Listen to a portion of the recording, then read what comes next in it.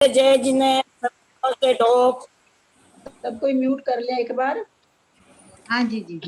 इंद सदवंदियानम त्युवनहिद मधुर विसद वकाणम अंतातीत गुणाणम नमो जिनानम जिद भवानम सरस्वती नमस्तुभ्यं वरदे काम रूपिणी विद्यारंभं करिष्यामि सिद्धिर्भवतु मे सदा। दासांग जिनवानी माता की जय। पंचास्तिकाय ग्रंथराज की जय। कुंद कुंद आचार्य की जय। आगे करें आप लोग। मंजू जी आगे बढ़ाएं प्रोग्राम क्लास को। हाँ ललिता जी, अपन लोग शुरू करते हैं। आप सबका आंसर सुनेंगे तो जैसे होगा। तो ये मेरे पास तो ये नहीं है कि हैंड रेज वाला तो सिस्टम नहीं है। कैसे पता चलेगा कि कौन बोलेगा कौन नहीं?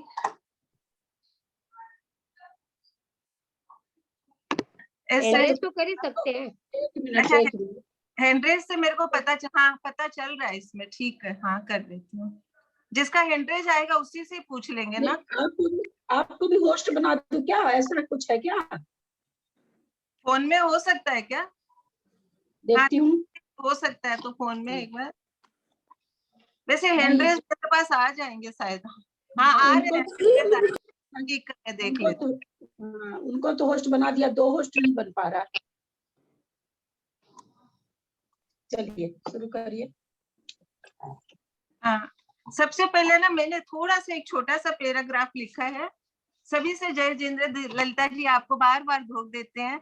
आपके मतलब शुभ आशीर्वाद से हम लोगों ने पूरा ये पंचास्तिकाय का 96 गाथाएं कंप्लीट कर ली है। अब नया अपन आरंभ करने से पूर्व इसकी पूरा भाषा करते हैं। तो आचार्य कुंद कुंद का आचार्य जी की जय। पंचास्तिकाय ग्रंथराज की जय। तो आचार्य कुंद कुंद का समय प्रथम शताब्दी ईस्वी माना जाता है। वे दक्षिण के कोंडकुंद नगर के निवासी थे और उनका नाम कोंडकुंद था, जो वर्तमान में कुंदकुंद के नाम से जाना जाता है। आचार्य कुंद आचार्य को पद्मनंदी, वक्र ग्रीवाचार्य, एलाचार्य, गृत पिच्छाचार्य, गुरुवर, पंच नामधारी आचार्य वर्ग के 5 नाम से जाना जाता है। समय सार, प्रवचन सार, पंचास्तिकाय, नियम सार, रयन सार, अष्टपाहुड़, 10 भक्ति और 12 अनुपेक्षा इनकी प्रसिद्ध रचनाएं हैं, जो कि हम लोग सब कोई अभी पहले तो हम लोगों ने इसकी कोई भी भाव भाषा नहीं हुई, लेकिन अभी समय सार वाले सबसे अपना परिचय हो जा रहा है और आगे अष्टपाहुड़ की दीदी अपन को पढ़ाएंगी, ऐसा हम लोग को लग रहा है। अच्छा, पंचास्तिकाय जो ये अपन लोग ग्रंथराज पढ़ रहे हैं, वो सौरसेनी प्राकृत भाषा में रचित एक रचना है। इसके पहले द्रव्य अधिकार में 1 से 96 तक की गाथाएं हैं, जो कि अपन लोग पढ़ चुके हैं, जिसमें द्रव्य और सत्ता, द्रव्य गुण पर्याय, 5 अस्तिकाय, जीव, उद्गल, धर्म, अधर्म और आकाश का विशेष प्ररूपण किया गया है।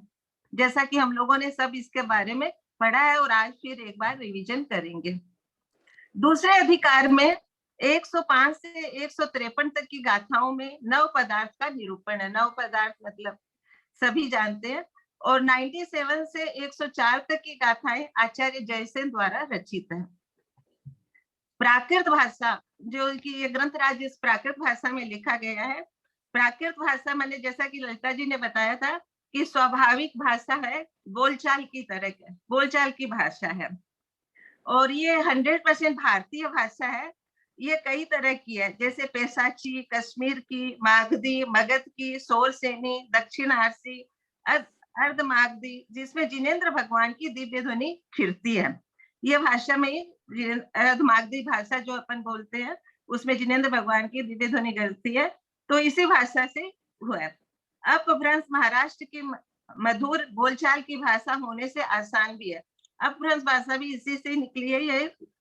जहाँ संस्कृत और इसमें दोनों में अंतर क्या है कि जहाँ संस्कृत और परिमार्जित होने से कठिन होती है, प्राकृत भाषा में बहुत ही तरह के छंद नहीं होते इसलिए वो सरल होती है, इसमें ज्यादा छंद नहीं होते इसलिए सरल होती है। संस्कृत व्याकरण षोडशी है, तो प्राकृत भाषा 2 साल की बच्ची है, मतलब संस्कृत भाषा परिपक्व भाषा है, तो प्राकृत भाषा 2 साल की बच्ची की तरह ही है। संस्कृत में 3 वचन होते हैं, इसमें 2 वचन ही होते हैं। दोनों में 7 कारक और 3 पुरुष होते हैं, जैसा कि हम लोग बार बार पढ़ के हम लोग को ऐसी भाव वासना हो चुकी है। अच्छा, संस्कृत में 10 तरह के लिंग होते हैं। इस तरह के इस ग्रंथ की टीका करते समय आचार्य अमृत चंद्र जी ने समय व्याख्या और श्री जय सेनाचार्य जी ने तात्पर्य वृत्ति नाम की संस्कृत टीका लिखी है। श्री पांडे हेमराज जी ने समय व्याख्या का भावार्थ हिंदी में लिखा है, जो कि हम लोग पढ़ते हैं, जिसका नाम बाल बोध भाषा टीका रखा है। इस भाषा में मतलब एक तो ये है ना, मूर्धन्य शब्द का प्रयोग नहीं होता और सिर्फ दंत एवं णय का प्रयोग होता है, मतलब नया शब्द का प्रयोग नहीं होता है। और भी दीदी ने कई चीजें अपन को बताई थी, तो बस यही भाव भाषणा करते हैं कि आचार्य कुंद आचार्य का आशीर्वाद हम सबको प्राप्त हुआ है, जिसके कारण कि हमने पंचास्त्री काय को जाना है, और ललिता दीदी का हमें आशीर्वाद प्राप्त हुआ है, जिससे कि हम इसको समझ सके। नहीं तो शायद ही हम लोग इसको समझ सकते, और आप लोग सब लोगों ने इसको इतना अच्छे से समझा है, तो इसीलिए थोड़े से इसी के प्रश्नोत्तर बनाए गए हैं। हालांकि ये प्रश्नोत्तर कोई मैंने बहुत सोच के नहीं बनाए, इसमें कुछ गलतियां हो सकती है, और मैं एक खाली रिक्वेस्ट ये करना चाहती हूँ कि इन प्रश्नोत्तर को अपन है ना किताब की गाथाओं के माध्यम से उसका उत्तर देंगे। जैसे मैंने कोई प्रश्न पूछा पंचास्त्री काय के नाम, तो अपन को पंचास्त्री काय के नाम और उसका संक्षिप्त वर्णन है तो संक्षिप्त देना है, और बाद में जब काल द्रव्य का विस्तृत वर्णन आएगा उस समय विस्तृत वर्णन देना है। बस इसी तरह से अपन लोग आज की क्लास शुरू करते हैं। ललिता जी एक बार आशीर्वाद दे दीजिए कि सब लोग अच्छे से करें। ललिता जी, मैं भी ना पंचास्त्री काय के बारे में संक्षेप में मैंने थोड़ा सा अपनी भाषा में, जैसे बिना देखे मैं कुछ बोलना चाहती हूँ, 5 मिनट का समय यदि है तो। हाँ बोलिए। हाँ, प्रणाम ललिता जी, जय जिनेन्द्र सबको। ये पंचास्त्री काय ग्रंथराज है, ये इसके रचयिता आचार्य कुंद स्वामी हैं, जिनका समय ईसा के पूर्व प्रथम शताब्दी का माना जाता है। ये कोंडकुद नगर के निवासी थे और इसलिए इनका नाम आज कुंद आचार्य से जाना जाता है। इनके द्वारा रचित ग्रंथ है समय सार, नियम सार, प्रवचन सार, अष्टपाहुड़ और 12 अनुपेक्षा और पंचास्त्री काय। पंचास्त्री काय है वो शोषणी प्राकृत भाषा में लिखा हुआ ग्रंथ है और ये एकदम सरल और सुगम है। इसको हमारे ललिता जी ने और भी ज्यादा सरल बना दिया है और व्याकरण के माध्यम से हमको समझाया है। इसमें आचार्य कुंद आचार्य ने सबसे पहले द्रव्य के बारे में बताया है कि द्रव्य का लक्षण सत है, अस्तित्व स्वभाव वाला है, परिणमनशील है, शाश्वत है, और द्रव्य 6 होते हैं, जीव, उद्गल, धर्म, अधर्म, आकाश और काल। इसमें 5 तो अस्तिकाय है और एक काल है, वो अस्तिकाय नहीं है, क्योंकि 5 द्रव्य तो बहुप्रदेशी है और अस्तिकाय एक प्रदेशी होने के कारण अस्तिकाय नहीं है। और ये सभी एक दूसरे में मिलते हैं, एक दूसरे को प्रवेश भी करने देते हैं, लेकिन फिर भी अपने स्वभाव को नहीं छोड़ते हैं। इनमें सबसे पहले सत का द्रव्य का बताते हैं। द्रव्य सत लक्षण वाला है, द्रव्य अस्तित्व वाला है और द्रव्य का कभी नाश नहीं होता। द्रव्य गुण और पर्याय से सहित है, और द्रव्य उसे कहते हैं जिसमें गुण और पर्याय हो, और पर्याय उसे कहते हैं जो द्रव्य के साथ रहे। इसलिए द्रव्य का कभी नाश नहीं होता, विद्यमान रहता है, और असत की कभी उत्पत्ति नहीं होती। जैसे सत्ता सवपयथा सविसरुवा परिणदा सविसरुवा अनंत पजाया भंगुत्पाद दुवत्ता सपरिवक्खा एका, यानी सत्ता सभी में विद्यमान रहती है। अब आगे आचार्य बताते हैं कि द्रव्य के बिना गुण नहीं होते और गुण के बिना द्रव्य नहीं होते, इसलिए उनकी अपृथकता को मानते हैं, लेकिन साथ में संस्था, नाम, संस्थान, संरचना और उद्देश्य की अपेक्षा से वो पृथकता को भी मानते हैं, बाकी अपृथकता को ही मानते हैं। यदि आगे ये सवाल खड़ा हो जाता है कि द्रव्य के बिना गुण और गुण के बिना द्रव्य नहीं रह सकते क्या, तो इसके जवाब में आचार्य कहते हैं कि यदि द्रव्य के बिना गुण होंगे तो द्रव्य का अभाव, द्रव्य अनंत हो जाएंगे, और गुण के बिना द्रव्य होगा तो द्रव्य का अभाव हो जाएगा। उसके बाद में आचार्य श्री ने पुद्गल के बारे में बताया है कि पुद्गल द्रव्य है वो स्पर्श रस गंध वर्ण वाला है, और पुद्गल है वो एक प्रदेशी है, और पुद्गल शब्द रहित है। शब्द यानी शब्द की उत्पत्ति करने की पुद्गल में क्षमता नहीं है। पुद्गल से परमाणु में क्षमता नहीं है, परमाणु में शब्द बनने की क्षमता नहीं है, पुद्गल में नहीं, परमाणु में। स्कंद से ही शब्द बनता है, स्कंद से ही शब्द बनता है। और परमाणु में 5 गुण होते हैं, एक रस, एक गंध, एक वर्ण और स्पर्श के 2, स्निग्ध या रुक्ष से 1 और शीत या उष्ण से 1।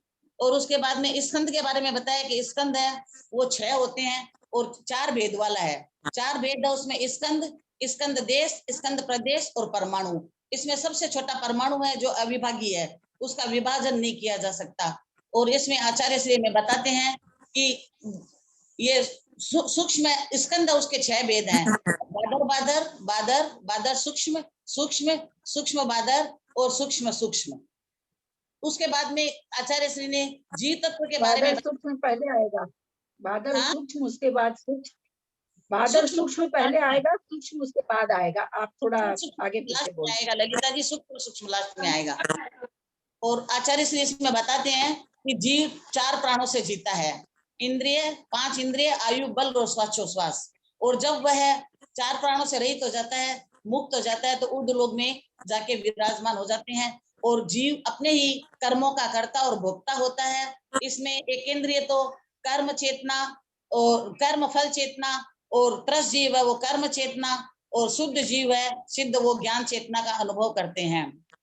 और उसके बाद में आचार्य श्री ने दूसरी गाथा में ये बताया है कि धर्म द्रव्य, संक्षेप में बता रही हूँ मैं, धर्म द्रव्य है वो चलने में, गमन करने में सहायक है। और सिद्ध जीव के बारे में बताया है कि वो गमन करता है ऊपर की ओर, तो 6 दिशाओं में वक्र रहित गमन करता है, वक्र रहित गमन करता है, उसके गमन ऊर्ध्व स्वभाव होने के कारण।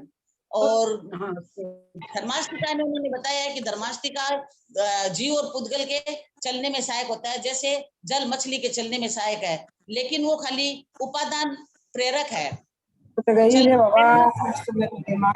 के कारण होता है, परिणामन स्वयं के कारण होता है। और अधर्म द्रव्य है वो ठहरने में सहायक होता है, जैसे जमीन, और उसमें पेड़ को पथिक को पेड़ की छाया, इसका भी दृष्टांत दे सकते हैं। और उसके बाद में आकाश द्रव्य में बताया है कि आकाश में 6 द्रव्य होते हैं, लेकिन वो सब परिणमन स्वयं करते हैं। यदि आकाश उसमें परिणमन कराएगा तो आकाश का तो अभाव हो जाए, आकाश तो अनंत हो जाएगा, यानी 343 घन राशियों से उसकी चरम सीमा बढ़ जाएगी और अलोक आकाश का अभाव हो जाएगा। इस तरह। और काल के द्रव्य बारे में अलग से सूत्र उन्होंने दिए हैं, क्योंकि काल है वो परिणमन में कारण है। और काल के 2 भेद हैं, व्यवहार और निश्चय। व्यवहार काल में तो घड़ी घंटा आदि आते हैं, और निश्चय काल है वो वर्तना लक्षण वाला है। इसको स्वाधीन और पराधीन के भेद से हमने समझाया है कि काल है वो परिणमन लक्षण होने के कारण स्वाधीन है, और पर्याय उसकी घड़ी घंटा आदि में परिवर्तन होने के कारण वो पराधीन बताया उसे। जय जिनेन्द्र। इस तरह। और पहली गाथा में वो बताना भूल गई कि उन्होंने मंगलाचरण के माध्यम से अर्यंतों को नमस्कार किया है जो 100 इंद्रों से वंदित है। और इस ग्रंथ को ललिता जी ने हमारे लिए और भी आसान बना दिया है। ललिता जी संक्षेप में मैंने थोड़ा जितना मैंने कोशिश हुई उतना बताया है। गाथा भी मुझे बीच में बहुत याद थी, लेकिन समय के कारण मैंने नहीं बताई है। बहुत अच्छा, आपने पूरे ग्रंथ का निचोड़ बता दिया भाई, इसीलिए ना मेरे को कोई कहा कि आप बताइए। बहुत अच्छा, बहुत अच्छा। बैठे मेरे बताने की जरूरत ही नहीं है। आप मेहनत करते हैं तो क्यों ना हम थोड़ी बहुत मेहनत करेंगे, का सारांश बता दें इस ग्रंथ राज में। जबकि मैंने मंजू जी ने बताया, जैसे मैंने डिटेल नहीं बताया है कि 106 गाथा है, उतने से उतने जिनसेन आचार्य जिनसेन ने वर्णन किया है, वो इतना मैंने नहीं बताया है। ठीक है। हाँ नहीं ठीक है, तो बताना भी नहीं चाहिए, एक आदमी बता दिया। हाँ, रिपीट नहीं करना है, बस वो खाली ग्रंथ एक बार का ग्रंथ के बारे में, आचार्य कुंद के बारे में थोड़ा बताना चाहिए, बहुमान करना चाहिए जिन्होंने ये लिखा है। और आपका भी बहुत बहुत बहुमान जो हमें इतनी सरल भाषा में समझाया है। मेरा बहुमान रहने दीजिए, अभी तो शुरू हुआ है स्वाध्याय। मेरा तो रहने दीजिए अभी। अभी तो आधी गाथा मिल गया।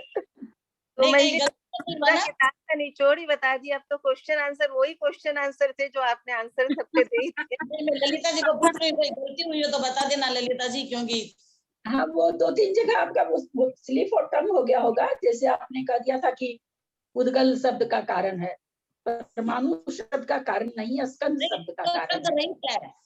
शब्द पुद्गल से शब्द की उत्पत्ति नहीं होती।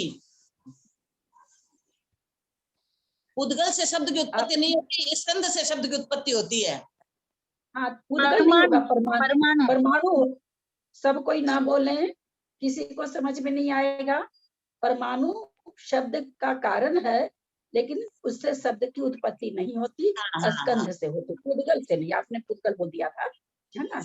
वो जल्दी वो सोता कि भाई होई हड़बड़।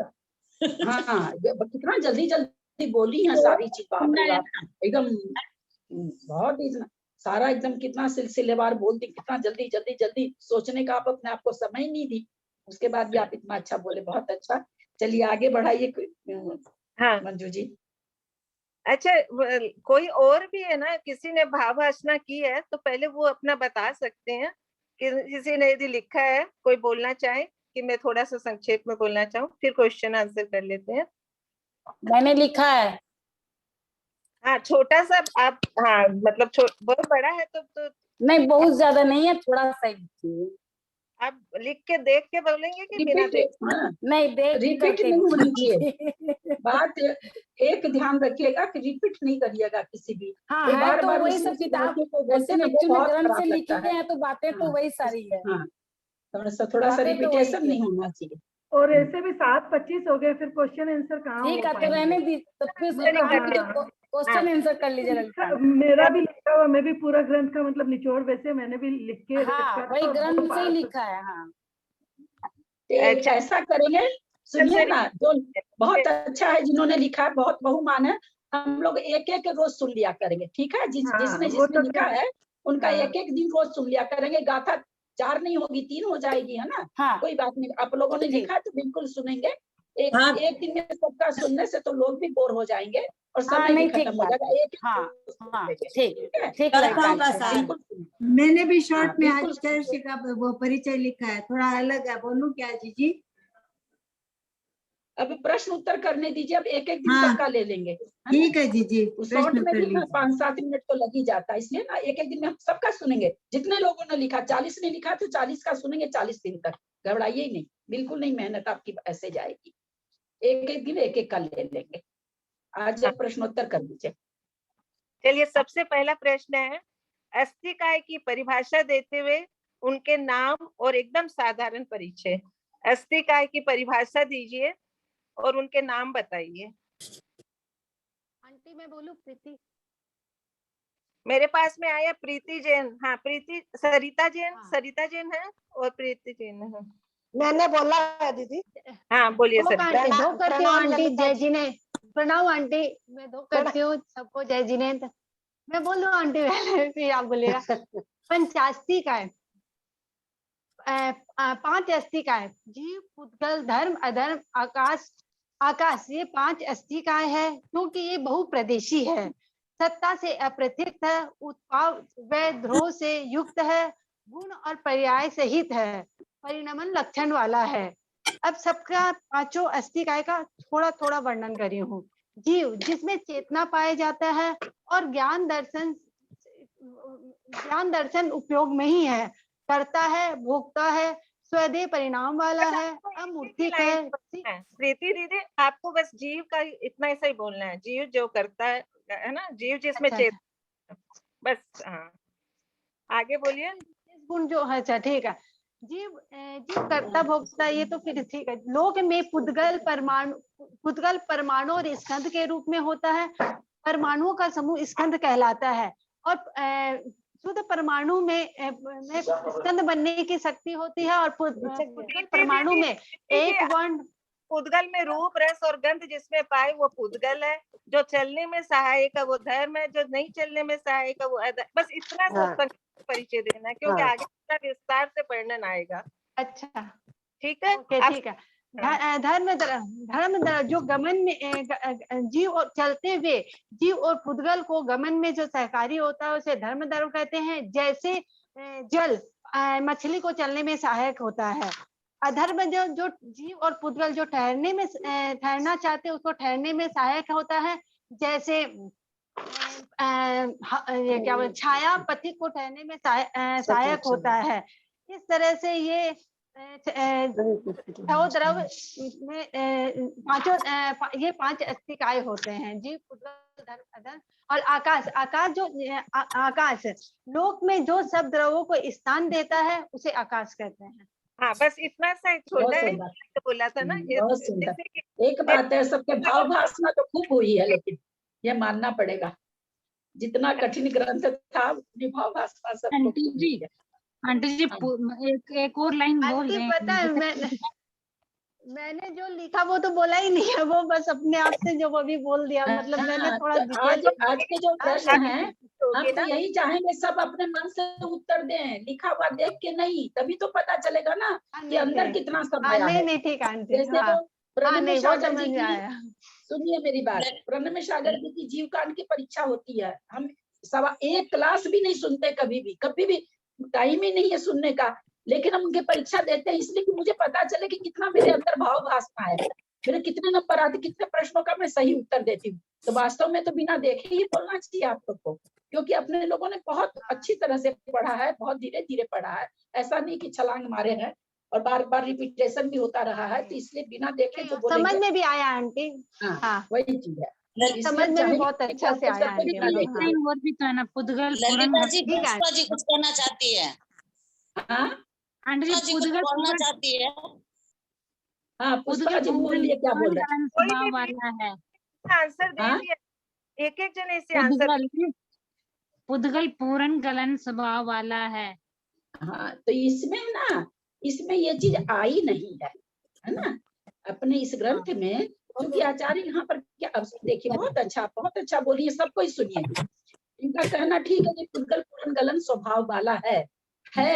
ये व्याख्या कहाँ दी जाएगी जहाँ ये बताया जाता है जीव तो अजर अमर है, पुद्गल सड़ने और गलने वाला है। यहाँ तो क्या बता रहे हैं, अस्तिकाय को बताना चाह रहे हैं यहाँ, इसलिए पुद्गल का वो गुण कहीं भी अपने को पढ़ने नहीं मिला है ना। और अपने को क्या करनी है, जो प्रश्नों का उत्तर देना है इसी ग्रंथ के परिप्रेक्ष्य में देना है ना। ठीक है, बस ये बात ध्यान में रखना है कि जो ग्रंथ में आया है ना वही देंगे। जैसे इस ग्रंथ में ये भी नहीं आया है कि पेड़ छाया देता है। प्रीति जी आपने वो किताब के बाहर बोला है, जो किताब के बाहर कोई नहीं बोलेगा खाली इसलिए बोल रही हूँ क्योंकि गिफ्ट में हो। नहीं ठीक है आंटी, एक्चुअल में क्या अपने से बोले ना तो फिर वो अपने से वो मुंह से निकल गया। वो मैंने कुछ ये सब लिखा भी नहीं था कॉपी से, मतलब वो किताब का ही लिखा था, लेकिन अपने से बोलने में आगे से सब ध्यान रखेंगे। ठीक है, जैसे आया है ना, इसमें उदाहरण क्या आया, उदाहरण तो इसमें भी आया है पृथ्वी के जैसे। हाँ ठीक है। अच्छा, आपको अब बताना है द्रव्य में उत्पाद व्यय और द्रव्य को समझाइए। अच्छा वो दे सकते हैं जो ललिता जी ने बताया है, ठीक है, उदाहरण चाहिए। मैंने भी हैंड रेज किया। मंजू जी मैं बोलूं इसमें? हाँ बोलिए। हाँ मैं बोल द्रव्य। प्रणाम ललिता जी। जो भी बोलेगा ना, मैं अपना नाम बोलिए कि मैं सरिता चेन्नई से बोल रही हूँ। हाँ, और दूसरी बात यह है कि इतने सारे हैंड रेज है ना, पहले क्वेश्चन के हैंड रेज आप डाउन नहीं करते तो कुछ पता भी नहीं चलता, इसलिए जो भी बोलना चाहे अपना नाम लेके बोले तो मैं उनका नाम बोल दूंगी, ठीक है। जो पहले बोलेंगे और जो एक बार बोल दी वो दोबारा नहीं बोलेंगे, ठीक है। हाँ मुझे नाम लिखना नहीं आता मंजू जी, मुझे नाम नहीं लिखना आता, मैं तो हैंड रेज कर दूंगी बस। ठीक है, तो आप अपना नाम बोल दीजिए कि मैं तृष्णा जैन बोलना चाहती हूँ। बोलने का रही है। द्रव्य अस्तित्व यानी सत लक्षण वाला है, अर्थात द्रव्य की उत्पत्ति और विनाश नहीं होता है, बल्कि पर्याय ही उसमें उत्पाद व्यय व द्रव्य को करती है। अतः द्रव्य उत्पाद व्यय व द्रव्य से युक्त है तथा गुण पर्याय का आधार है। फलस्वरूप पर्याय रहित द्रव्य नहीं है और द्रव्य रहित पर्याय नहीं है। द्रव्य व पर्याय की अप्रत्यक्षता से युक्त है। कहा जा सकता है कि सत पदार्थ का नाश नहीं है व असत पदार्थ की उत्पत्ति नहीं है। उदाहरण, सोने के हार को चूड़ी बनाने पर हार का व्यय, चूड़ी का उत्पाद और सोने की द्रव्यता बनी रहती है। बहुत सुंदर। अब आपको बताना है, तीसरा क्वेश्चन है, द्रव्य से अपृथक अनन्य है। द्रव्य से गुण अपृथक अनन्य है, समझाइए कि द्रव्य से गुण कैसे अपृथक है, कोई उदाहरण बोलो जी। हाँ बोलिए सर। मैं सुमन सेठी हैदराबाद से बोल रही हूँ। द्रव्य से गुण अनन्य अपृथक है, समझाइए। पहले ललिता जी के प्रणाम, उनके ज्ञान को प्रणाम। थोड़ा उनसे कुछ सीखा है, जो मेरे पकड़ में आए वो मैं उसी से सब कोई अपने को द्रव्य के बिना। हाँ जी बोलिए। नहीं म्यूट रखने बोल रही हूँ, कैसे टूं आवाज आ रही है। द्रव्य के बिना गुण नहीं और गुण के बिना द्रव्य संभव नहीं है। द्रव्य और गुण अपृथक भाव वाले होते हैं। उदाहरण के लिए, जीव से ज्ञान गुण भिन्न मानेंगे तो ज्ञान से जीव का अस्तित्व संकट में पड़ जाएगा। इस प्रकार जीव के बिना ज्ञान का अस्तित्व मानना दोषयुक्त है। इसीलिए सर्वज्ञ देव ने बताया है, गुणों का अखंड पिंड ही द्रव्य है, दोनों अनादि निधन है, इसीलिए द्रव्य से गुण अपृथक है। शॉर्ट में बोलना था, शॉर्ट में बोल दीजिए। उदाहरण कोई दे सकते हो कि कौन से? अपृथक पूछा था ना, पीछा था, पृथक नहीं पूछा था क्या? अपृथक ही बताया ना जी।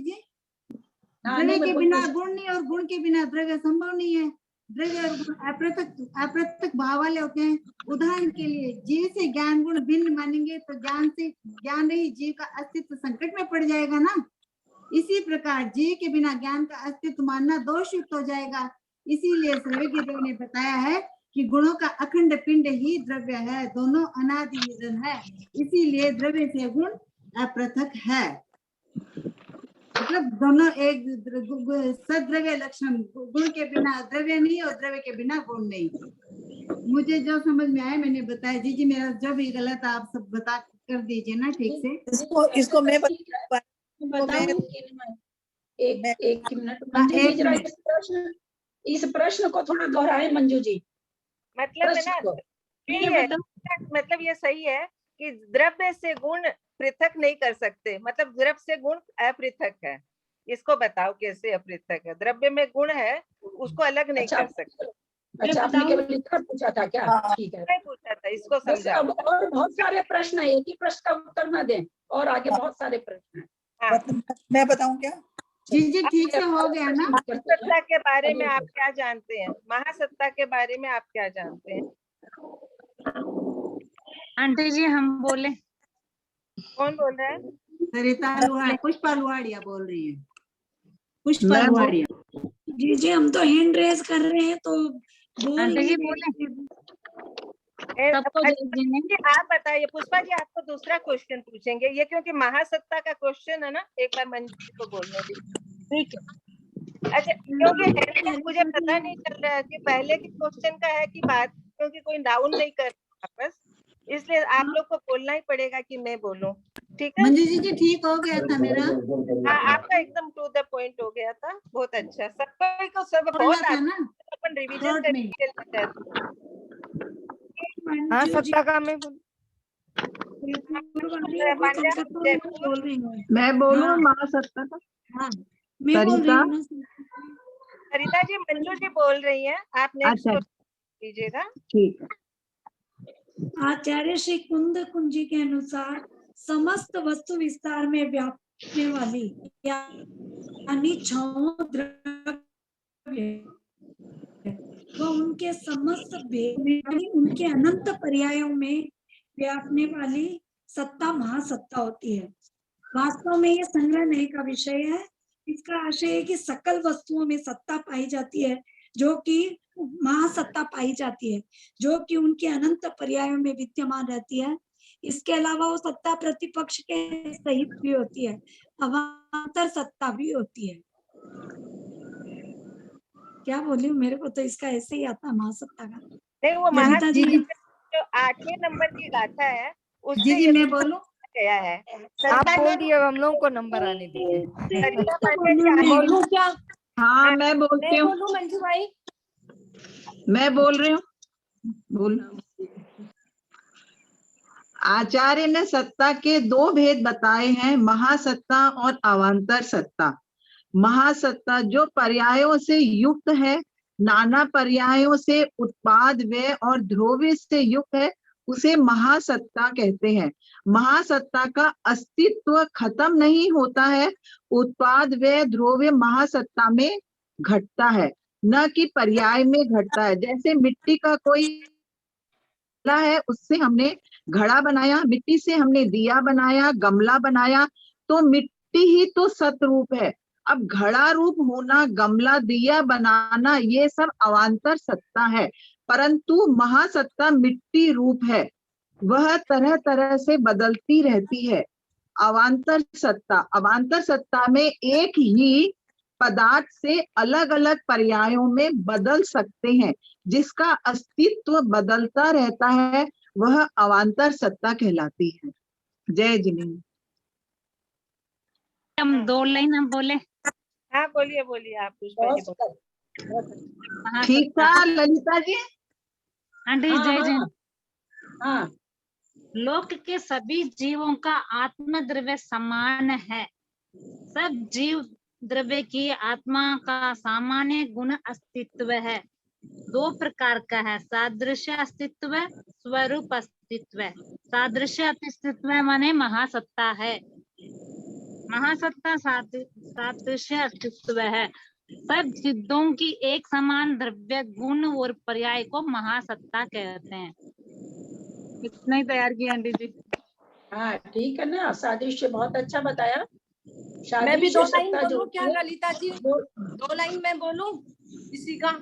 हाँ बोलिए ना भाभी, बोलिए बोलिए, बिल्कुल बोलिए, क्योंकि नहीं, आठवीं जो अभी पुष्पा जी ने बताया था ना, अभी जो पुष्पा जी ने बताया था ना, वो ललिता जी एक बार आप और बताइए ना। भाभी के बोल लेती हूँ, उसके बाद वो ललिता जी का बात नहीं है। ललिता जी आप एक मिनट सब कोई सुने। इसमें 8वीं गाथा के लिए कल शायद किसी मेरे को ध्यान नहीं है, 2-3 बार मैसेज आ गया था, मैं ध्यान से देखती थी, तब तक मैं भूल जाती थी। जिन्होंने भी मैसेज डाला हो वो सुन लें, आज ये 8वीं गाथा का ही विवेचन हो रहा है। हाँ बोले किरण भाभी, आप बोले। जो जीव है वो तो महासत्ता है, जो उत्पाद व्यय द्रव्य से युक्त है वो महासत्ता है, एवं अनंत पर्यायों से युक्त है। जैसे सोने का उदाहरण इसमें फिट बैठता है कि वो उत्पाद व्यय और द्रव्य तीनों से युक्त है।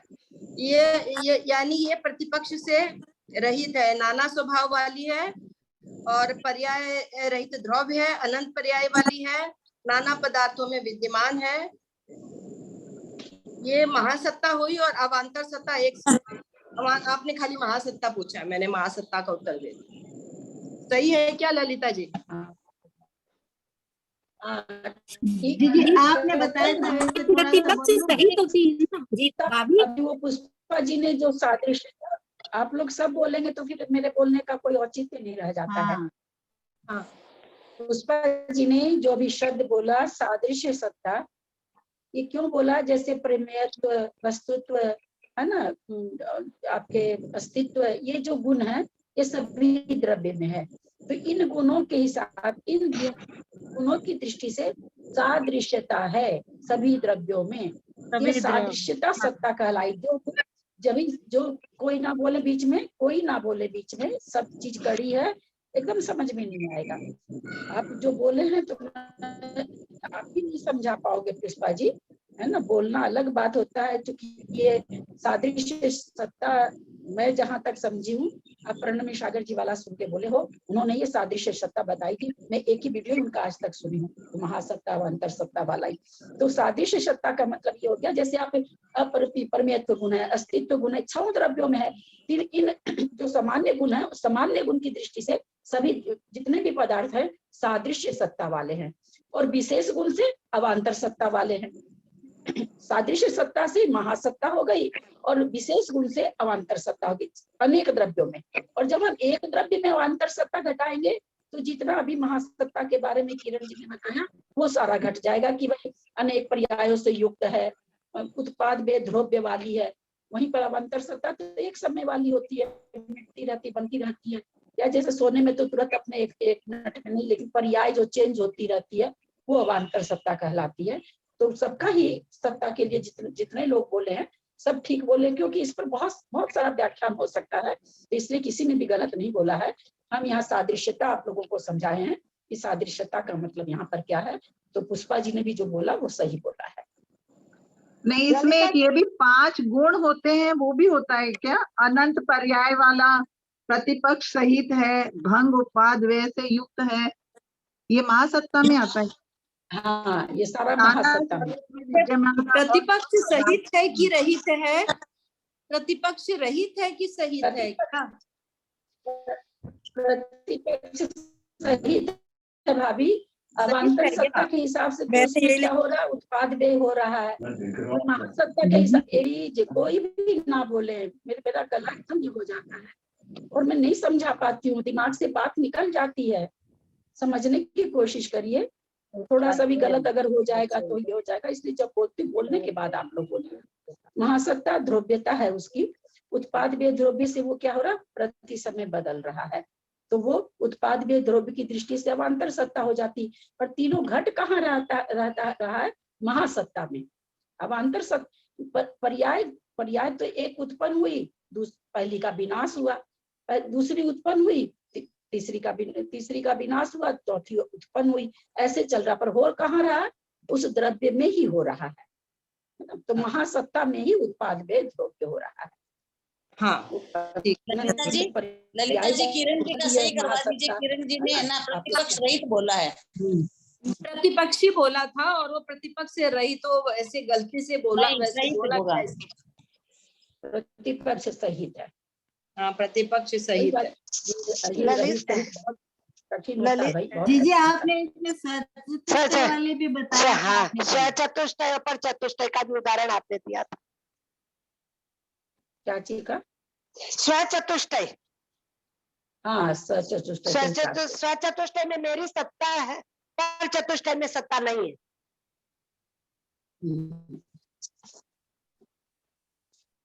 अच्छा, चलिए आगे चलिए। हाँ, अच्छा, सिंपल सा क्वेश्चन है, द्रव्य किसे कहते हैं? नाम बोलिए, कौन बोलूं? मैं बोलूं? संतोष जी आप बोलिए। मैं बोलूं? द्रव्य से युक्त होता है, अर्थात जिसमें गुण और पर्याय पाई जाती है, उसे द्रव्य कहते हैं। ठीक है ललिता जी। पहले तो ये गुण है ना। हाँ ठीक है मंजू जी, आप है ना, पहले नाम बोलिए, क्योंकि ऐसे प्रश्न तो है नहीं जो नहीं पढ़ाए गए हैं, सब पढ़ाए हुए प्रश्न हैं। तो मैं नाम उसमें क्या ना, मैं बोलूं हो रहा है, इसलिए नाम बोल के उसको रेडी कहता है कि हाँ मैं तैयार हूँ, तब क्वेश्चन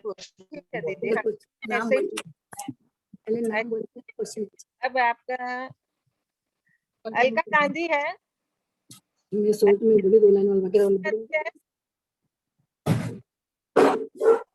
अंजना देवी है, कोई? अंजना जी आप बोल रही है? अबे बोल दूं क्या? कौन बोल रहा है?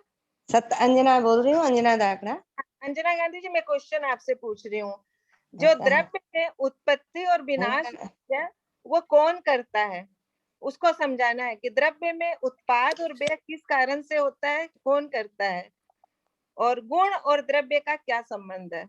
2 चीज के क्वेश्चन है। ये तो कड़ा हो गया उनके लिए। और गुण क्या करता है, मतलब किसको पूछा आपने? अंजना जी बोलिए ना। कौन से 8वीं गाथा का ये ना? नहीं वो इनके लिए नहीं होगा ये, ठीक मंजू जी। वो किसी को पूछ लीजिए। कैसे होता है? मंजू जी, मैंने अल्फाबेटिकल करके नहीं कहा आपको, है ना, प्रश्न के हिसाब से हम लोग जानते भी कौन क्या दे सकता उत्तर, उसी हिसाब से आप अपने प्रश्न के हिसाब से उत्तरकर्ता को चुन के उसका नाम करके बोलिए, इस तरह से करिए। दूसरी चीज है ना, बहुत सारे लोग अपने को खोल रखे हैं, आप लोग सबको ही अपना बंद कर लें, जब प्रश्न पूछा जाए तो आप अपने को खोलें। आप और किसी को पूछ लीजिए, ठीक है, मैं बंद कर रही हूँ।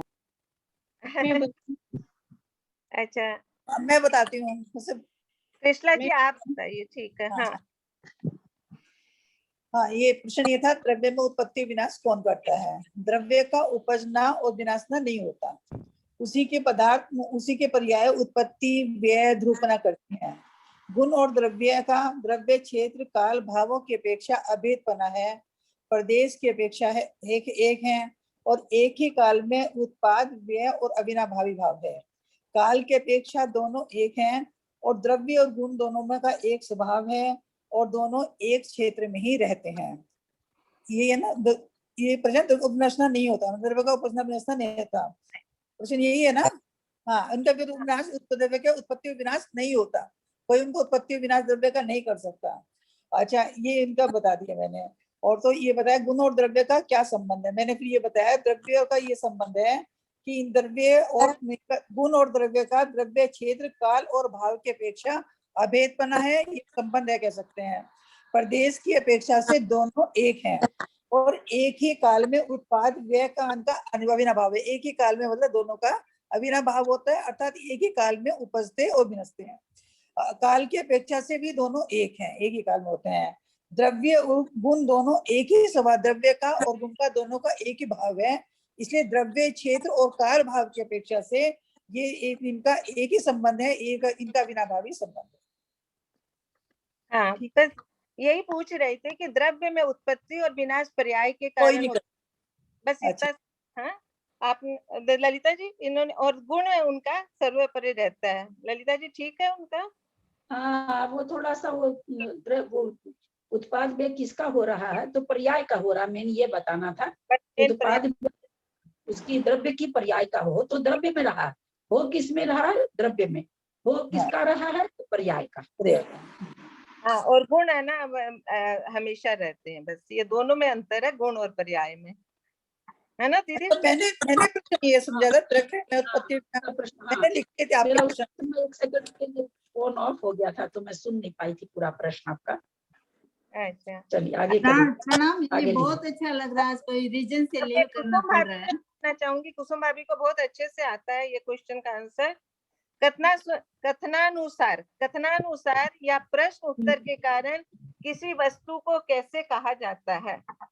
कुसुम भाभी। प्रणाम ललिता जी। हाँ, आचार्य कुंद स्वामी ने हमें 14 नंबर की गाथा में शायद ये बताया है।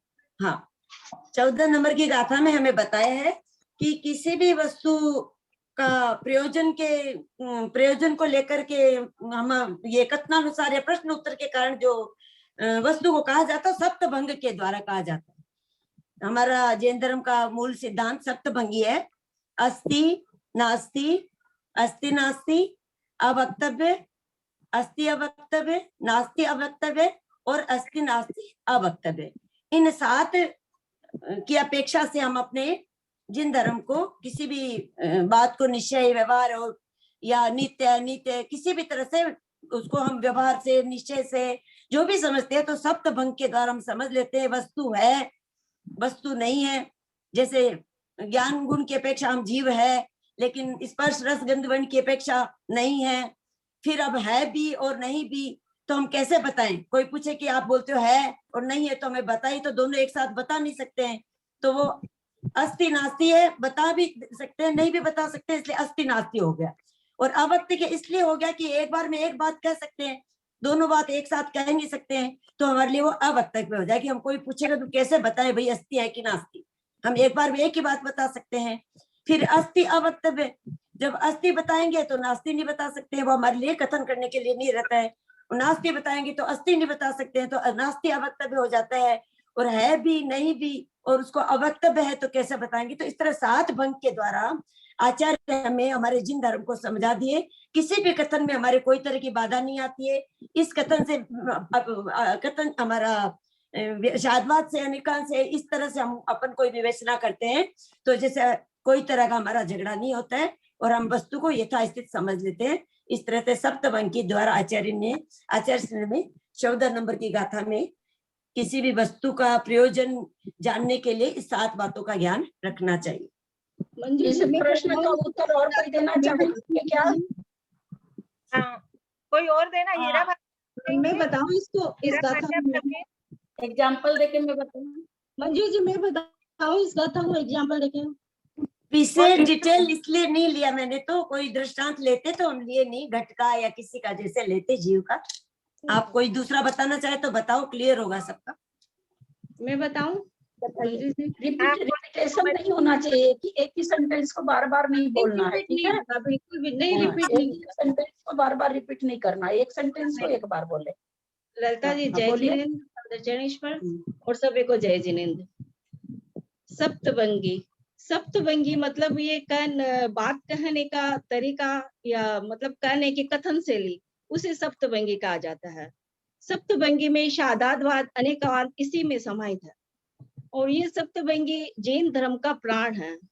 इस सप्तभंगी से ही अनेकों धर्मों में वाद विवाद को अपना धर्म इसी सप्तभंगी की वजह से ही जीत पाया है। सप्तभंगी कोई भी बात को 7 तरीके से करने का 7 तरीके होते हैं। पहला तरीका शादस्ती, दूसरा शादनास्ती। शादस्ती का मतलब जैसे एग्जाम्पल के हिसाब से, जैसे मुझे संस्कृत आती है तो शादस्ती द्रव्य क्षेत्रकाल भाव के हिसाब से भी मतलब द्रव्य क्षेत्रकाल के हिसाब से भी स्व चतुष्टय से मुझे संस्कृत आती है। फिर पर चतुष्टय से शादनास्ती, मतलब मुझे मराठी नहीं आती है तो मतलब ये शादनास्ती। कथनचित मुझे संस्कृत आती है लेकिन मतलब संस्कृत तो आती है लेकिन मराठी नहीं आती है, तो ये शादनास्ती हो गया। फिर है कि शादस्ती शादनास्ती। फिर अवक्तव्य कि दोनों को नहीं, शादस्ती और नास्ती। फिर क्रम से बात बोले तो शिष्य बोलते हैं कि क्रम से बात को समझाओ, तो ये बोलता है कि मुझे शादस्ती शादनास्ती, मुझे कथनचित हिंदी आती है लेकिन कथनचित मराठी नहीं आती। फिर वो शिष्य प्रश्न करता है कि आप इसको मतलब एक ही वाक्य में समझाओ, तब ये होता है कि अवक्तव्य, मतलब इसे एक वाक्य में इस बात को नहीं समझाया जा सकता है।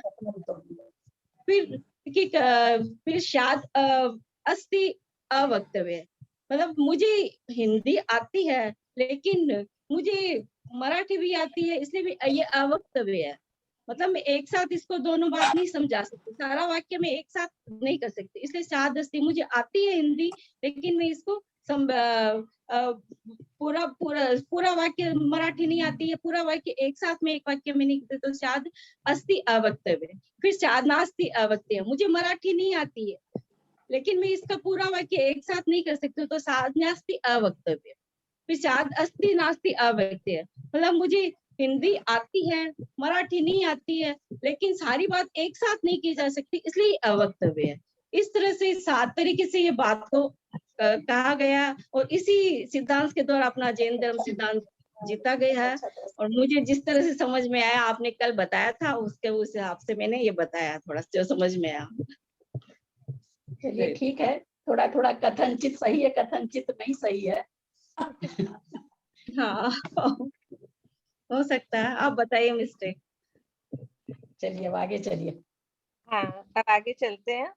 अब वाला क्वेश्चन में है ना, जेठी भाई साहब है, हीरा भाभी है और दो तीन जन तो भी बोलना चाहेंगे। सिद्ध प्रमेष्टि कैसे बनते हैं और सिद्धों के शुद्ध जीव की क्या गुण होते हैं और ये अपूर्व घटना क्यों है? सिद्ध प्रमेष्टि कैसे बनते हैं, ये अपूर्व घटना क्यों है और शुद्ध जीव की क्या गुण है?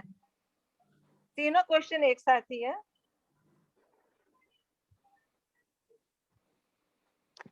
मैं बोलूं? हाँ भाई साहब आप बोलिए। बहुत अच्छा। सिद्ध जीव राग द्वेष भाव को, मोह को नाश करके, उसका मतलब उसको दमन करके या क्षमन करके, जब जीव आचरण में चला जाता है, अपने धैर्य से सन्मार्ग पर चला जाता है, तब वह कर्मों का नाश करने के बाद सिद्ध बनता है। सिद्ध जीव हमेशा मतलब 8 गुणों वाला रहता है, 8 गुण उसमें विद्यमान रहते हैं। सिद्ध जीव का गुण, प्रथम गुण है कि वो ऊर्ध्व गमन करता है, रुजु गति से ऊपर चले जाता है, एक ही मार्ग में चला जाता है। तो सिद्ध का मुख्य लक्षण है वो अनंत सुख, ये जो अनंत चतुष्टय है उससे सहित होता है, 8 गुणों सहित होता है, और वो कर्मों को नाश करने के बाद सिद्ध बनता है। और वो कर्मों का नाश करता है चारित्र से, धैर्य से चारित्र को अपनाने के बाद, मोक्ष मार्ग पर चलने के बाद। एक प्रश्न का उत्तर तो दिया ही नहीं, अभूतपूर्व क्यों है? वो अभूतपूर्व इसके लिए है कि इसके पहले कभी भी वो जीव 8 कर्मों से रहित नहीं हुआ है, और एक बार 8 कर्मों से रहित होने के बाद में फिर वापस वो जीव कर्मों के साथ नहीं मिल सकता है। ये 8 कर्मों से रहित होने की जो क्रिया है इसके पहले कभी नहीं हुई है, इसके लिए वो अभूतपूर्व है। हाँ, बहुत सुंदर। आज तक सिद्धत्व को नहीं प्राप्त किया था, इसलिए अभूतपूर्व। बहुत सुंदर। अब नेक्स्ट क्वेश्चन है, लोक की पहचान क्या है? मतलब लोक किसे कहते हैं, या लोक की पहचान क्या है, या लोक कैसे बनता है? मैं बताऊं? मैं बताऊं? तुम बता दिए। मंजी, राजकुमारी जैन बताऊं? मैं बोलूं? राजकुमारी जैन बोलो। सरोज जैन। इसलिए पहले नाम बोलना चाहिए मंजू। तो वही पहले नाम बोल दीजिए ना, समय बर्बाद होता है। मैंने एक भी क्वेश्चन का जवाब नहीं दिया। मैं नहीं होगा, उसका नाम बोले वही बोलने, बस एकदम वो कर दीजिए। उनको नहीं आता है ना तो वो बोल नहीं पाती है इसलिए मैंने तो कोई बात नहीं, मैं बोल रही हूँ। मैं बोलूं? संगीता जी गंगवाल बोलिए। संगीता जी, लोक की पहचान है, लोक किसे कहते हैं, लोक कैसे बनता है? संगीता जी गंगवाल। जहाँ 6 द्रव्य पाए जाते हैं उसे लोक कहते हैं। मैं बोलूं? जहाँ 6 द्रव्य पाए जाते हैं उसे लोक कहते हैं। ठीक हो है। क्या पूरा? उन्होंने क्या पूछा? 1 मिनट, केवल मैं बोलूं, मैं बोलूं, मैं बोलूं, ध्यान आप लोग का इस पर रहता है। मंजू जी जो प्रश्न बोलते हैं वो आप लोग सुन नहीं रहे हैं। उन्होंने क्या पूछा कि लोक किसे कहते हैं, लोक कैसे बना? हाँ, एक प्रश्न का उत्तर दिया आपने, जहाँ तक 6 द्रव्य होते हैं वहां तक लोक है।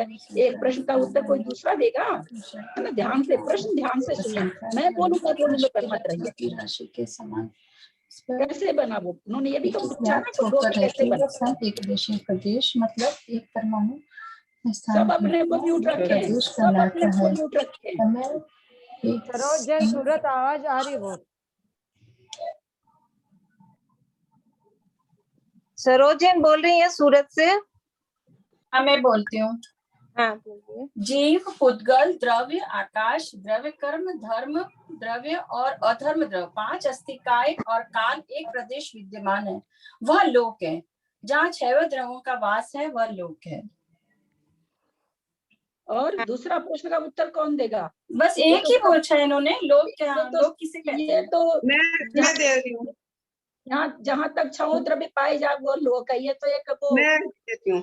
1 मिनट, एक जब मैं बोलती हूँ तो आप लोग चुप रहिए, नहीं तो मैं आज आप मंजू जी पूछेंगे और आप लोग उत्तर दीजिए, मैं अपना दूसरा काम करती हूँ। मेरा ऐसे नहीं तो लोक की पहचान क्या है, वही क्वेश्चन पूछा बस उन्होंने। लोक कैसे बनता है, ये कैसे बनता है, ये प्रश्न भी था। वही तो ये वही वो भी दे ही थी, संगीता जी दे ही दी थी इस प्रश्न का उत्तर, तो वही आपने दिया। 5 अस्तिकाय और काल एक प्रदेश विद्यमान है, वह लोक है। जहाँ तक लोक का, अच्छा बता ललिता। मैं बोलूं? शशि जैन। शशि जैन जी आप बोलिए। हाँ, मैं बोलती हूँ। लोक को, ललिता जी को प्रणाम, सबको जय जिनेन्द्र। लोक को किसी ने बनाया नहीं है, वह अपने आप स्वनिर्मित है, और जहाँ तक 6 द्रव्य पाए जाते हैं वहां तक ही लोक है। ये सही है, यही तो हमने बताया। लोक को किसी ने बनाया नहीं है। अरे भैया, कितना गाथा आचार्य दिए हैं, कितनी गाथा दिए हैं, और मैंने कोई कितनी बार बोला है। 1 मिनट, मैं जब मैं आप करिए मंजू जी, आप करिए। मेरे किसला जी आप बता चुकी हैं, आप किसला जी आप बता चुकी हैं, जिनको नहीं बताया उनको बताने दीजिए। मैं नहीं बोल रही हूँ। मैं तो बोली नहीं हूँ। एक मिनट आप लोग चुप रहिए। जब जो मैं भी बोलती हूँ तो बोल रहे चुप रहा करिए ना। जब मैं बोलती हूँ उसमें चुप रहिए, मैं बोलूँ मत करिए ना। मेरी भी ताकत लग रही है, कोई सुनता भी नहीं है। ये आया नहीं था क्या पढ़ने में अपने लोगों की, कि लोक की उत्पत्ति कैसे हुई अथवा लोक किसके द्वारा उत्पन्न किया गया। ये तो बिल्कुल गाथा ही है और बहुत बार समझाया गया है। एक तो सबको म्यूट करिए और सबको म्यूट करके एक आदमी केवल बोलिए कि कौन बोलेगा, इसका उत्तर कौन देगा। एक आदमी बोलिए, हैंड रेज करिए और सब कोई अपने को म्यूट करें। इतना पढ़ाने के बाद ये तो वो हाल हो गया कि सारी रामायण पढ़ लिए, सीता किसकी पत्नी थी ये पता ही नहीं है। युद्ध भी हो गया, सीता को हर के भी ले गया, सीता आ भी गई और आज तक ये नहीं पता चला कि सीता राम की पत्नी थी। वो हाल हो गया। इस प्रश्न का उत्तर नहीं देना तो मैं बताती हूँ। पहले अपना नाम बताइए ना आप। बबीता जैन बोलूं? बबीता जैन। बीना जैन। क्योंकि पता बीना नहीं जैन। कौन है। बबीता जैन बोलूं? बोलिए बबीता जी। हाँ हेलो, जय जिनेन्द्र ललिता आंटी को। लोग जहाँ तक 6 द्रव्य पाए जाते हैं वह लोकाकाश होता है और लोक की उत्पत्ति धर्म और अधर्म द्रव्य से होती है। धर्म और अधर्म द्रव्य होती है का मतलब ये हो जाएगा कि रोज होती है ना। वर्ब पर ध्यान दीजिए, अपनी भाषा को सुसंस्कृत बनाइए, शब्दों को पहचानना सीखिए कि किस शब्द का क्या अर्थ निकलता है। होती है मतलब हो रही है, उत्पत्ति हो रही है ना। वर्तमान काल में आपने क्या कह दिया, होती है। लोक और अलोक, धर्म द्रव्य अधर्म द्रव्य के कारण इसकी उत्पत्ति हुई है, हो चुकी है, आज नहीं हुई है, अनादि काल से हो रखी है ना। होती है और हुई है में अंतर हो गया ना, है ना। थोड़ा सा अपने भाषा पर, अगर थोड़ी सी भाषा गलत बोलने से ना अर्थ गलत निकल जाता है, इसलिए हमेशा ध्यान दीजिए। तो लोक की उत्पत्ति किसके कारण से हुई, तो जहां तक धर्म और धर्म द्रव्य पाए जाते हैं उनके कारण से लोक की उत्पत्ति हुई। आकाश के 2 भाग, उसके चलते हुए लोकाकाश और अलोकाकाश।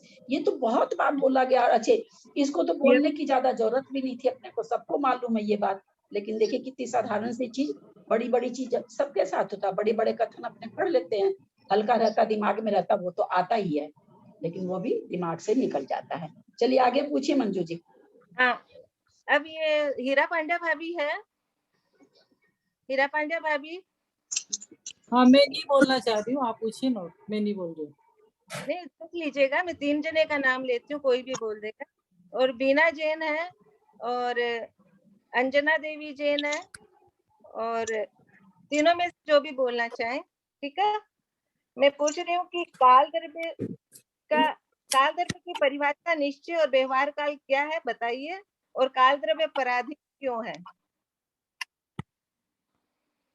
मंजू, मैं भी बोलूंगी। राजकुमारी जैन। अच्छा राजकुमारी जी, आपने नहीं बोला तो ये क्वेश्चन का आप ही आंसर दीजिए। काल निश्चय और व्यवहार काल बताइए, और काल द्रव्य पराधीन क्यों है? मैं बताऊं इसको? काल, निश्चय काल तो वो है जिसमें परिवर्तन करने की जो क्षमता है, पर्यटन रूप जो क्षमता है, इसे निश्चय काल कहते हैं। और निश्चय काल द्रव्य को इसलिए पराधीन कहा गया है कि इसकी पहचान परमाणु, आकाश के प्रत्येक परमाणु पर काल द्रव्य का एक एक परमाणु ठसाठस भरे हुए हैं। फिर भी जो एक परमाणु दूसरे प्रदेश पर धीमी गति पर जाने पर जो समय लगता है, समय की पहचान परमाणु के द्वारा हो गई, इसलिए काल द्रव्य पराधीन है। समय के बाद व्यवहार काल पराधीन है। व्यवहार काल पराधीन है ना। दो काल, निश्चय काल और व्यवहार काल। तो व्यवहार काल परमाणु के अधीन है, क्योंकि परमाणु एक प्रदेश से दूसरे प्रदेश पर जाता है तब उसकी। और ये ठसाठस भरा हुआ काल द्रव्य के लिए नहीं आता है। आप लोग बहुत गलत बोल जाते हैं। हर एक आकाश की प्रदेश पर एक एक रत्नों की राशि, जैसे रत्नों की राशि जैसे ठसाठस भरने में तो सारे प्रदेश हो गया वैसे, है ना। फिर तो 80 काल हो जाएगा। हाँ, नहीं बोलने में हो गया ललिता जी, जल्दी वो बाकी रत्नों की राशि लिखा हुआ वही है। हाँ ठीक है, ठीक। हाँ, धन्यवाद। हाँ, इसमें निश्चय काल और व्यवहार काल और का पता चल गया, और व्यवहार काल पुद्गल के अधीन है। निश्चय काल तो निश्चय काल ही है और व्यवहार काल पुद्गल अधीन है। अब अपन क्वेश्चन में आ रहे हैं कि यदि हम दूसरे मतों को मानते हैं, अच्छा ये रहने दीजिए, एक मिनट, व्यवहार काल घड़ी घंटा आदि नहीं लेंगे क्या ललिता जी? एक मिनट, मंजू जी, मंजू जी, हाँ बोलिए दीदी। आपसे प्रश्न है, निश्चय काल और व्यवहार काल को बताइए। मैं बताती हूँ। एक मिनट, कोई नहीं बोलेगा बीच में। निश्चय काल और व्यवहार काल को मतलब उदाहरण से समझाइए। निश्चय काल जो मतलब सारे जितने भी द्रव्य हैं उनमें जो परिणमन कराता है, वर्तना लक्षण वाले को निश्चय काल करते हैं। हाँ, हम नहीं समझते हैं, हमको नहीं पता ये सब, हमको उदाहरण से समझाइए, हमारे पौधगलिक उदाहरण से समझाइए। जैसे कोई भी सब नहीं जानते, तो जैसे अपने आप ही वो पुरानी हो जाती है, नई से पुरानी हो जाती है, मतलब एक जो तो वो बदलती रहती है, उसको निश्चय काल करते हैं। मतलब वो अपन को पकड़ में नहीं आती है, लेकिन हर क्या होता है उसमें बदलाव आता रहता है। जैसे बच्चा पैदा हुआ है तो वो अभी पैदा हुआ है और वो बड़ा होता है, लेकिन वो बड़ा एक साथ नहीं होता है। वो क्या होता है कि हर प्रति क्षण उसका बड़ा होता है, तो वो निश्चय काल, वो पकड़ में नहीं आता है अपन के, लेकिन वो होता है, परिवर्तन होता है। हाँ, तो वही है जो जैसे अपने लोग चावल चढ़ाते हैं, और भी आसान तरीका है समझाने का। चावल चढ़ाया बनाने के लिए, 15 मिनट के बाद देखा तो भात बन गया। तो लेकिन वो 15 मिनट तक जो हर क्षण उसमें वर्तना हुई है, उसको वर्तना लक्षण, निश्चय काल का लक्षण क्या है? वर्तना। व्यवहार काल का लक्षण क्या है? परिणाम। परिणाम क्या निकला? चावल भात बन गया, है ना? ये परिणाम, हमको फल मिला, चावल को पकाने का फल हमको मिला। क्या फल मिला? वो भात बन गया। ये परिणाम जो हुआ, तो व्यवहार काल का लक्षण क्या है? परिणमन, परिणमन कर जाना, बदल जाना। और निश्चय काल का क्या है? प्रति समय वर्तना करना। तो वो चावल प्रत्येक क्षण, इसलिए चावल का उदाहरण देते हैं कि किचन में हम लोग को लगे रहना पड़ता है, हम लोग बनाते हैं, इसलिए ये उदाहरण हमको बहुत अच्छी तरह से समझ में आ जाता है। तो प्रतिक्षण पका है, वो जो प्रतिक्षण उसमें जो बदलाव हुआ है उसको वर्तना कहते हैं। निश्चय काल पकड़ में नहीं आता, व्यवहार काल परिणमन होने के बाद हमारे पकड़ में आ जाता है। लेकिन आपसे अचानक पूछे, उसके बाद भी आपने बहुत ही सुंदर, बहुत सही उत्तर दिया। आपके ज्ञान को बहुत बहुमान है, बहुत खुशी हुई हमको कि आपको इतना अच्छा तरह से, नहीं बहुत अच्छा तरह से आपने बताया। मैं सोची नहीं थी, मैं एकदम अचानक से आपको पूछी हूँ। हाँ, और मेरे को भी 1 सेकंड आया नहीं, फिर बाद में थोड़ा सा सोची। हाँ, 1 सेकंड आपको आया नहीं, लेकिन फिर तुरंत आ गया। देखा, मैंने समझ गई मैं, क्योंकि मेरा ध्यान आगे बढ़ाइए पे था ना, तो मेरा वही लग रहा था किसको पूछूं और खुद को बताने का। नहीं, तभी तो कह रहे हैं कि व्यवहार काल के एक बार वापस बोलिए ना। व्यवहार, ये तो ये वर्तना वाला तो आता था कि जो हमारी आंखों का विषय नहीं है और सूक्ष्म परिणमन होता है, पर ये व्यवहार काल जिसमें घड़ी घंटा वगैरह का उदाहरण आएगा क्या? जैसे वो अलग चीज है भाभी। नहीं, 1 मिनट सुनिए, कोई नहीं बोलेंगे बीच में। बहुत अच्छा प्रश्न करी है, अपने लोग कह देते हैं घड़ी घंटा। अच्छा, घड़ी घंटा जो कहते हैं भाभी, आप क्या कहते हो? एक सुई घूमते घूमते 12 पर आ गई तो क्या कहते हो आप? 1 घंटा हो गया, है ना? आप कहते हो ना 1 घंटा हो गया, जबकि आपको ऐसे समय बीतता हुआ नहीं दिखा। तो क्या हुआ? वो कांटे का जो परिणमन हुआ, कांटा जो 1 पर था छोटा कांटा, 12 पर बड़ा कांटा था, बदल के 2 पर छोटा कांटा आ गया और 12 पर फिर वापस बड़ा कांटा आ गया। तो आप क्या कहते हो? 1 घंटा हुआ। तो आपको उस घड़ी के चलने का फल समझ में आ गया, परिणाम समझ में आ गया। उसका जो परिणाम निकला कि कांटा एक से दूसरे पर आया तो 1 घंटा बीता, ये हमको पता चला। तो हम इसलिए उसको भी व्यवहार काल, क्योंकि वो जानने में आता है, इसलिए व्यवहार काल। पर जब हम समझाने के लिए कि भाई आखिर में ये व्यवहार काल, निश्चय काल ऐसा क्या है, तो निश्चय काल पकड़ में नहीं आता। जैसे मंजू जी ने भी बच्चे का उदाहरण दिया, हम ये कह रहे हैं कि भाई चावल हमने टोपिया में चढ़ा दिया, अब 15 मिनट के बाद बनेगा, हम 15 मिनट के बाद जाके देखते हैं चावल पक गया। तो क्या हो गया? वो परिणमन कर गया, है ना? इसलिए क्या कहा जाता है? परिणमन कर गया मतलब चावल से भात बन गया। परिणमन का मतलब उसकी पर्याय चेंज हो गई। क्या हो गया? पहले चावल था, अब भात बन गया। ये जो चावल से भात बना, भात बनना व्यवहार काल है, परिणमन हो जाना व्यवहार काल है। निश्चय काल कौन सा हुआ? जो 15 आधे घंटा अथवा 15 मिनट तक जो प्रतिक्षण चावल पका उबल उबल के, वो जो थोड़ी थोड़ी पर्याय जो चेंज हुई, अर्थ पर्याय जिसको हम कहते हैं अर्थ पर्याय। व्यवहार काल को हम व्यंजन पर्याय, व्यंजन व्यवहार काल के द्वारा जो पर्याय प्रकट होती है, जो चावल से भात बना वो चावल की व्यंजन पर्याय है, लेकिन चावल जो प्रति समय पक रहा है वो उसकी अर्थ पर्याय है, उसको निश्चय काल कहते हैं, जिसको हम पकड़ नहीं सकते हैं। हम नहीं बता सकते कि एक समय पहले ऐसा था चावल, फिर अपने 1 सेकंड, समय तो बहुत छोटा है, 1 सेकंड के बाद अगर चावल देखिएगा तो आपको पहले सेकंड से दूसरे सेकंड के चावल में कोई अंतर नहीं लगेगा, क्योंकि हमारे पकड़ का विषय ही नहीं है वो। तो जो प्रति समय, उसको वर्तना कहते हैं। वर्तना मतलब प्रति समय वर्तन करना। जो प्रति समय वर्तना हो रही है उसको निश्चय काल कहते हैं। जो बच्चा जन्म लिया, प्रति समय बढ़ रहा, प्रति सेकंड नहीं, प्रति मिनट नहीं, प्रति समय वो बच्चा बढ़ रहा है, जो हमारे पकड़ में नहीं आता। ये उस बच्चे का प्रति समय बढ़ना निश्चय काल का वर्तना लक्षण है। और जो बच्चा अपने को 15 दिन का जो बच्चा रहता है और जो तुरंत जन्मा बच्चा रहता है, दोनों को अगर पास में रखिए, आप फट से बोल देंगे, आपको कुछ नहीं पता रहेगा, फिर भी आप बोल देंगे अरे ये बड़ा लग रहा है, ये छोटा लग रहा है। कहा तो ये क्या हो गया, ये उद्घाटित हो गया कि ये बड़ा है बच्चा। इसको व्यवहार काल कहते हैं। परिणमन हो जाना, पता चल जाना, पर्याय का पता चल जाना, ये व्यवहार काल। तो आचार्यों ने परिभाषा क्या दे दी कि निश्चय काल वर्तना लक्षण वाला है और व्यवहार काल परिणाम लक्षण वाला, परिणमन लक्षण वाला है। जब फल मिल गया, फल की प्राप्ति हो गई, परिणमित हो गई वो चीज, तो वो व्यवहार काल हो गया। जब तक चीज परिणमित नहीं हुई, हम पौधा लगाते हैं, बीज बोए, चना आपने बोया, चना वो अंकुर फूट के बाहर आया, वो हो गया उसका परिणमन हो गया। उसके पहले वो मिट्टी में थोड़ा थोड़ा उगा है, आपको हमको पता नहीं चला। ऐसा थोड़ी है कि वो एक दिन में जब भी निकला तो फट से अंकुर आ गया, ऐसा तो नहीं होता। तो वो जो नीचे नीचे चना फूट के धीरे धीरे बढ़ रहा है, वो क्या है, वो वर्तना है, तो वो कहलाएगा निश्चय काल। तो किसी भी चीज में परिणमन जो होता है, निश्चय काल व्यवहार काल दोनों के कारण होता है। ऐसा नहीं होता कि खाली व्यवहार काल से चीज होती है। निश्चय काल हमको पकड़ में नहीं आता है, तो इसकी परिभाषा ये बनती है कि निश्चय काल वर्तना लक्षण वाला है और व्यवहार काल परिणमन लक्षण वाला है। समझ में आया होगा सबको? ललिता दीदी प्रणाम।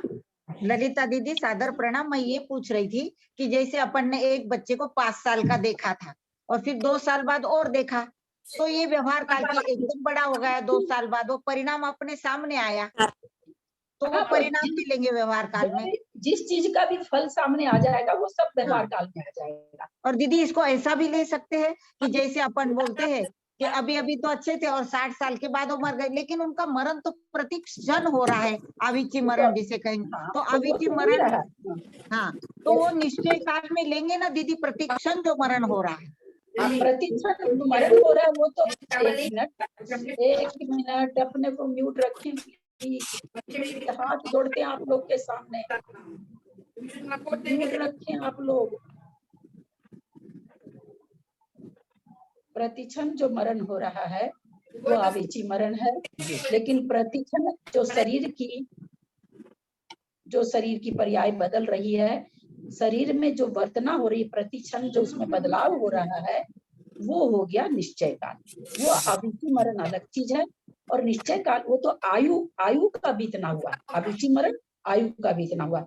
शरीर में जो प्रतिक्षण बदलाव आ रहा है हमको नहीं पता चल रहा, धीरे धीरे क्या होता जा रहा है, अपनी मतलब जो हमारी इंद्रियां हैं अथवा हमारी स्किन वगैरह है, वो एक साथ में थोड़ी झुर्री आ जाती, धीरे धीरे आ रही है, वो क्या है, वो निश्चय काल है। एक हमको पता कब चला, जब झुर्री आ गई तब, लेकिन धीरे धीरे जो झुर्रियां आई वो हमको पता नहीं चला, तो वो हो गया निश्चय काल, झुर्रियां आना, और वो अविची मरण है ना, उसको अविची मरण कहेंगे।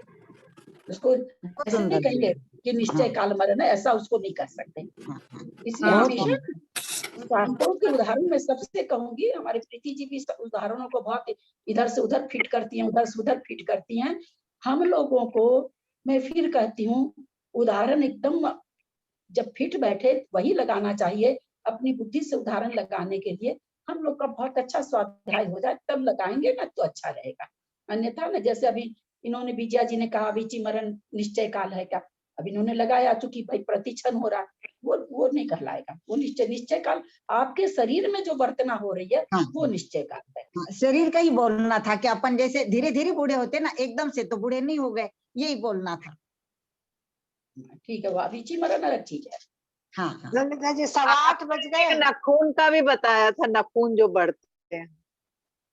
हाँ, सारी चीज है, जो भी चीज है, जितनी भी दुनिया में चीज है सभी है।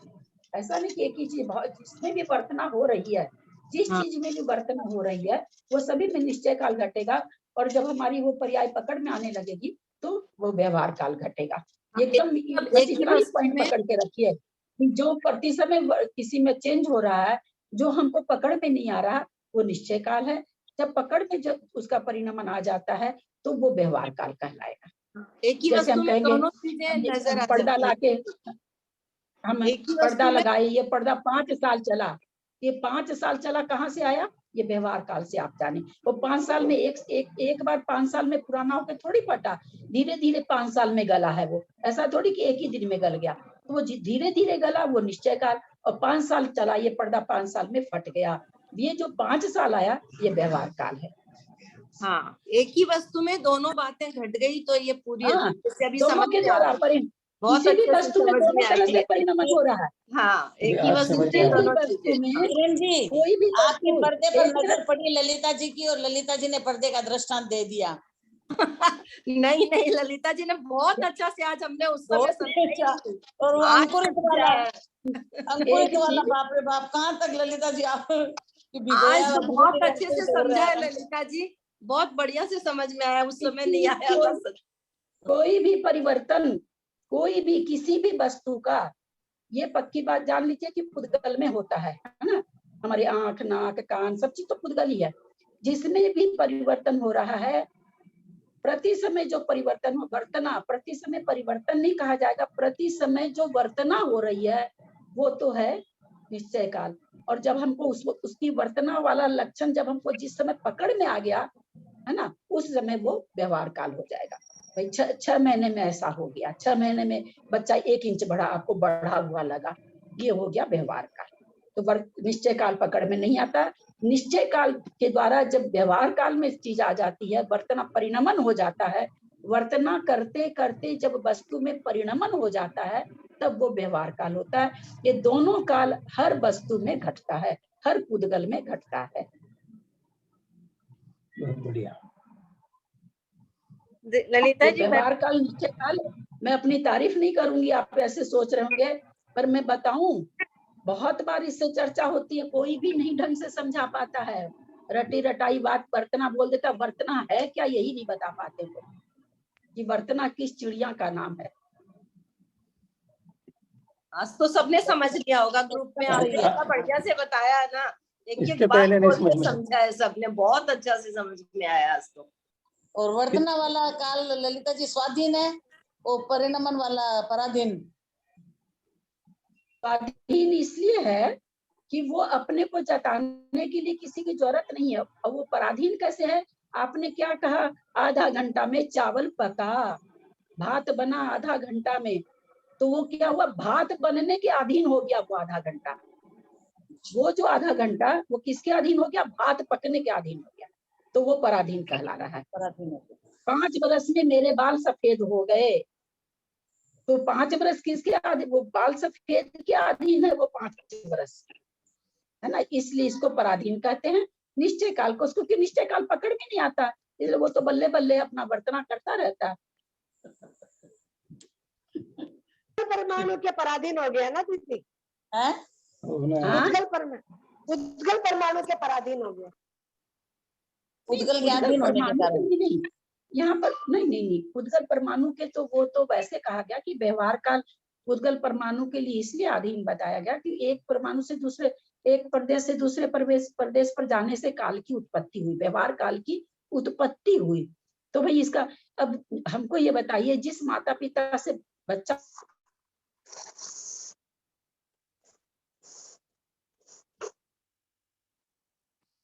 आवाज ही बंद हो गई।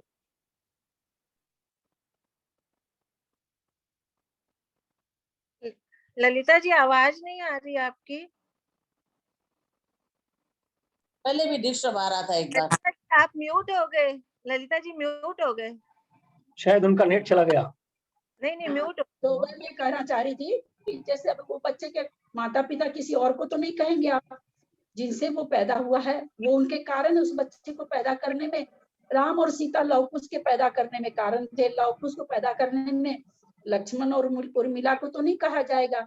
तो व्यवहार काल किससे पैदा हुआ? तो परमाणु के द्वारा, इसलिए उसको पराधीन कह दिया।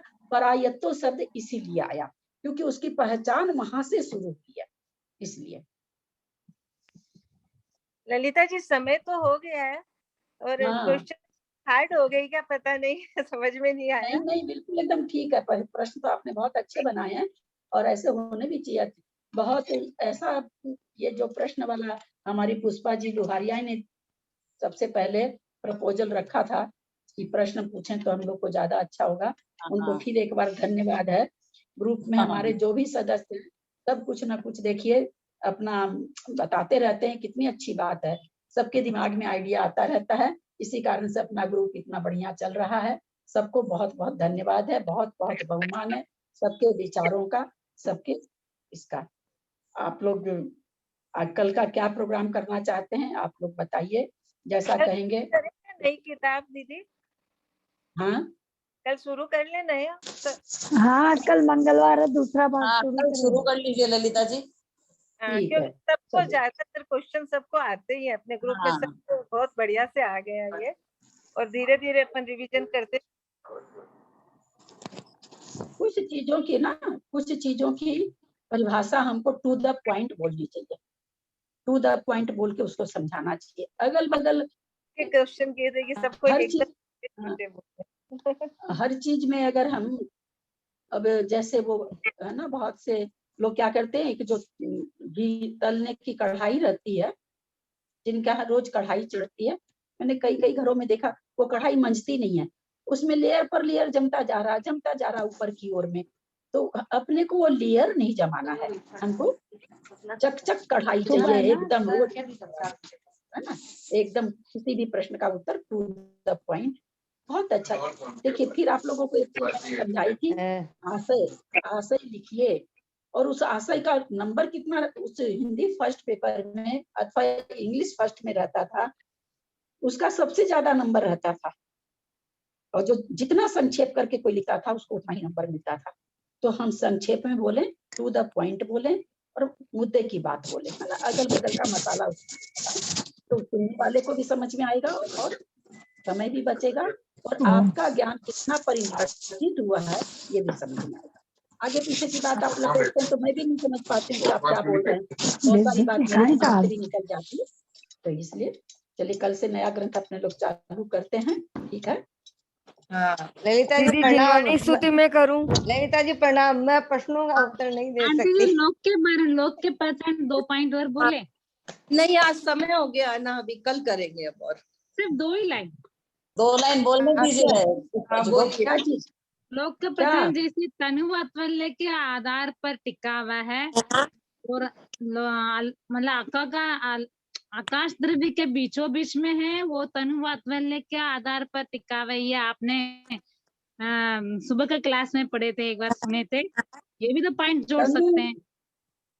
तनु बात वाले के आधार पर नहीं है, बात वाले से टिका हुआ है। हाँ तीनों बात वाले पर, तनु बात वाले के आधार पर कौन सा, सब बात वाले एक दूसरे के आधार से हैं और बात वाले आकाश के आधार से है। नीचे 20,000 मतलब धनुष का लंबाई है, जैसे ऊपर में सीधी सला थोड़ा सा है, तीनों लोगों को मतलब संभाल रहा है। ये भी तो पॉइंट जोड़ सकते हैं ना। नहीं जोड़ तो सकते हैं आप, लेकिन मंजू जी ने क्या कहा था, हम वही बोलना है हमको जो हम पंचास्ती काय में पढ़े हैं। पंचास्ती काय में भी आचार्य हो सकता है, और सुनिए मेरी बात, हो सकता है आगे बता दें आचार्य, अभी तक हमको आचार्य नहीं बताए हैं तो आचार्य तो नाराज हो जाएंगे, है ना। आचार्य कहेंगे ये लोग तो मेरे से आगे बढ़ गए, मैंने तो बताया ही नहीं, है ना। तो अपने को आचार्य को नाराज थोड़ी करना है। सामान्य में जोड़ सकते हैं ना आंटी जी। हाँ ऐसे बोल सकते हैं आप पहचान के लिए, लेकिन अभी हमको जिस किताब का जब हम स्वाध्याय करते हैं उसी किताब उसी से आधारित बोलना चाहिए, क्योंकि बाहर तो हर चीज की व्याख्या बहुत है ना, कितनी व्याख्या करोगे, बाहर तो बहुत व्याख्या है ना। तो इसलिए हम लोगों को जिस भी पुस्तक को हम पढ़ते हो, है ना, हाँ कहा जाए, यदि आपको ये कहा जाए कि नहीं भाई तीनों लोग किसके आधार से है, क्या है, आप तीनों लोगों के बारे में खूब विस्तार से बताइए, तब उसमें बताया जा सकता है। लेकिन जब ये कहा जा रहा कि पुस्तक के आधार से उत्तर दीजिए, तो जितना पुस्तक में हो उतना ही बोलना चाहिए। ठीक है, चलिए जिनवानी स्तुति करिए। कौन कर रहे हैं? मैं करूं दीदी? मैं प्रश्नों का उत्तर नहीं दे सकती, क्षमा क्षमा चाहती हूँ दीदी। मैं सुमन बेंगलोर बोलूं जिनवाणी स्तुति? हाँ हाँ हाँ हाँ हाँ बिल्कुल। साची तो गंगा ये वीत रागवाणी, अविछिन्न धारा निज धर्म की कहानी। जामे अति बिमल अगाध ज्ञान पानी, जामे अति बिमल अगाध ज्ञान पानी। जहाँ नहीं संशयादि पंख की निशानी। थोड़ा ठीक करिए आवाज, माइक को सामने करिए। साची तो गंगा ये वीत रागवाणी, सप्त भंग जह तरंग उछलत सुखदानी। सप्त भंग जह तरंग उछलत सुखदानी, संत चित्त मराल वृंद रमे नित्य ज्ञानी। साची तो गंगा ये वीत रागवानी, जाके अवगाहनते होए प्राण, जाके अवगाहनते शुद्ध होए प्राणी। भाग चंदनीय छे घट माय प्रमाणी। साची तो गंगा ये वीत रागवानी, कालो सोवानी मस्तक नमो सदा दे तू दो। हे जिनवाणी भारती तोय जपो दिन रैन, जो तेरा शरणा गए सो पावे सुख चैन। नौवर्ण। बहुत सुंदर जिनवानी स्तुति, बहुत अच्छी, शब्द बहुत अच्छे। बहुत अच्छी बोली सुमन, जय जिनेन्द्र। प्रणाम ललिता जी, सभी बड़ों से ढोक, सभी से जय जिनेन्द्र। जय जिनेन्द्र। प्रणाम ललिता भाभी, सभी बड़ों को प्रणाम, सबको सादर जय जिनेन्द्र। इतना सारा बड़ों को प्रणाम, सभी को जय इतनी जिनेन्द्र। सारी- बड़ों को प्रणाम, बाकी सबको जय भाभी जय जिनेन्द्र और सभी को जय जिनेन्द्र। भाभी जय को जिनेन्द्र जय और सभी को सभी जय जिनेन्द्र, भाभी जी को प्रणाम बड़ों को ललिता जी कुछ जी। बोलना चाह रही है, पहले उनसे सुनिए।